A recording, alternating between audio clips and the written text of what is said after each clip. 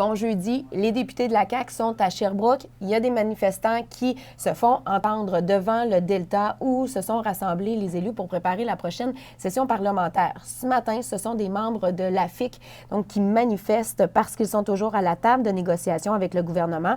D'ailleurs, il y a un conciliateur qui a été nommé dans ce dossier. Il n'y a pas de découragement. Elles sont d'accord pour qu'on prenne le temps de travailler les enjeux qui, pour elles, font du sens.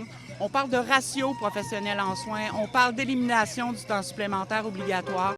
Je trouve que c'est une insulte à ce qu'on mérite, puis à tout ce qu'on a vécu avec la pandémie. Le fait de ne pas avancer dans les travaux, je le prends vraiment personnel. On a hâte d'avoir une entente de principe qui va répondre aux besoins des professionnels en soins de la santé.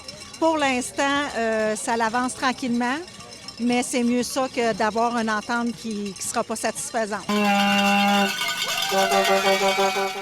Et hier soir, ces mêmes députés de la CAQ se sont fait accueillir par une cinquantaine de manifestants qui étaient cette fois-ci membres de 2 syndicats qui représentent des professionnels du gouvernement du Québec, comme des inspecteurs en aliments ou des biologistes. Ils négocient en ce moment avec le gouvernement pour le renouvellement de leur convention collective, mais ils dénoncent une lenteur dans les négociations et ils attendent une offre de Québec. On n'est pas du Front commun, on est des syndicats indépendants, le SPGQ, le SFPQ. Puis, on l'a vu pendant le temps des fêtes. Pendant le temps des fêtes, le gouvernement était beaucoup sur, et avec raison, sur la question des syndicats qui étaient en grève, le Front commun, la FAE. Maintenant, on veut leur rappeler que nous aussi, on veut négocier.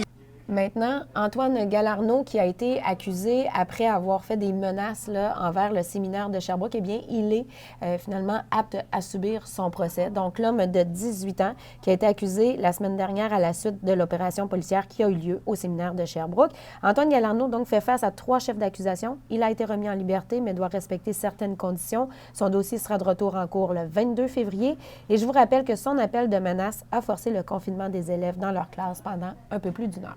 Et en terminant, après 2 adresses à Sherbrooke, une à Montréal, c'est au tour de la Ville de Québec d'avoir sa succursale Ciboire. Donc, la microbrasserie qui sera située dans le quartier Saint-Sauveur, sur la rue Saint-Vallier. Et ça, pour ceux et celles qui connaissent un peu Québec, eh bien, c'est situé dans la Basse-Ville, dans le secteur de Limoilou. Donc, il y aura un peu de Sherbrooke à Québec à compter de l'été prochain. Là-dessus, c'est mon collègue Pierrick Pichette qui sera là demain. Et moi, je vous dis à la semaine prochaine. Merci d'avoir été là. Bye bye.